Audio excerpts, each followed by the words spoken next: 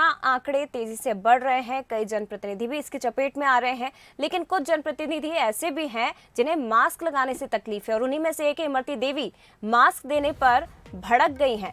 इमरती देवी ने गाड़ी से मास्क बाहर फेंक दिया। आपको बता दें कि आप पार्टी के कार्यकर्ताओं ने जब ये देखा कि मंत्री जी ने मास्क नहीं लगाया है, इमरती देवी ने मास्क नहीं लगाया है, तो उन्हें मास्क दिया गया। ये देखकर इमरती देवी ने गाड़ी से ही मास्क को बाहर फेंक दिया और मास्क फेंकने का ये वीडियो अब वायरल हो रहा है। मास्क लगवाओ सबको, मास्क लगवाओ सबको,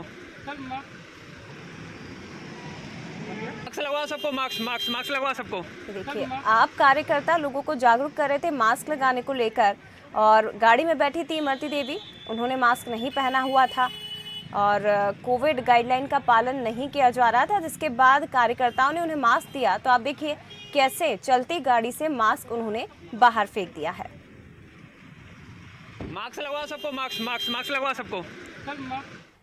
इसी खबर पर ज्यादा बात हम करेंगे, हमारे साथ संवाददाता प्रहलाद सिंह लाइव जुड़े हुए हैं, सीधे उनका रुख करते हैं। प्रहलाद, मंत्री गोविंद सिंह राजपूत, मंत्री तुलसी सिलावट, इसके साथ ही एक लंबी फहरिस्त है, बड़ी संख्या में जनप्रतिनिधि भी कोविड की चपेट में आ रहे हैं, लेकिन कुछ जनप्रतिनिधि ऐसे हैं शायद कोरोना को गंभीरता से ले नहीं रहे हैं, तो लोगों को क्या संदेश देंगे?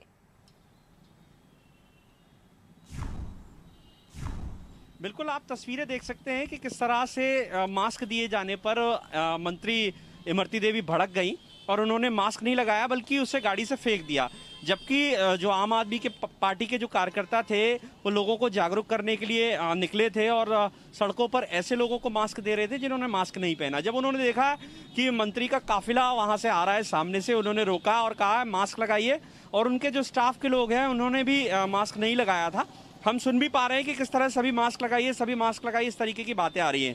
लेकिन जो तस्वीरें अपने आप में बयां करती हैं कि आदमी एक बड़े पद पर है तो उसके लिए नियम कायदे शिथिल है, क्योंकि हम देखते हैं कि ग्वालियर शहर की अगर बात कर लें या आसपास की बात कर लें, जब लोग बिना मास्क के निकलते हैं तो उनके विरुद्ध चालानी कार्रवाई होती है, उनके साथ दुर्व्यवहार भी कई बार देखने को मिलता है, पुलिसकर्मी उनके साथ मारपीट कर देते हैं। लेकिन एक जिम्मेदार व्यक्ति जो जनप्रतिनिधि है, जो जनता का प्रतिनिधित्व करता है, वो अगर इस तरीके का बर्ताव करता है तो अपने आप में सवालिया निशान खड़े होते हैं, और वो भी तब जब कोरोना भयावह स्थिति लिए हुए है। कई मंत्री प्रभावित हुए हैं, चपेट में आए हैं, न केवल मंत्री, आम जनता भी इसकी शिकार है। तो ये एक बड़ा सवाल है और ये दर्शाता है कि उनकी मानसिकता किस प्रकार की है। जया, लेकिन इस लापरवाही का खामियाजा आम जनता क्यों भुगते?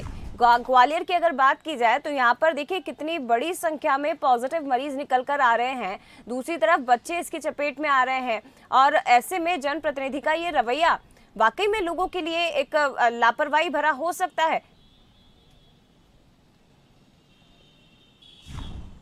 बिल्कुल जया, आपने ठीक कहा कि जनता क्यों भुगते, क्योंकि अमूमन हम देखते हैं कि जो जनप्रतिनिधि होते हैं वो मास्क ना लगाकर ये संदेश देते हैं कि वो बाहुबली हैं, वो सत्ता में हैं या वो प्रभावशाली हैं, इसलिए उन पर कोई एक्शन नहीं होगा। तो इसका सीधा संदेश जनता में भी जाता है। जनता भी ये सोचती है कि जब नेता मास्क नहीं लगा रहे हैं, उन पर पुलिस कोई एक्शन नहीं ले पा रही, प्रशासन उनसे कुछ नहीं कह पा रहा, तो हम भी इसी प्रकार का रवैया अपनाते हैं। तो यही वजह है कि वो एक गलत संदेश यहाँ पर जाता है।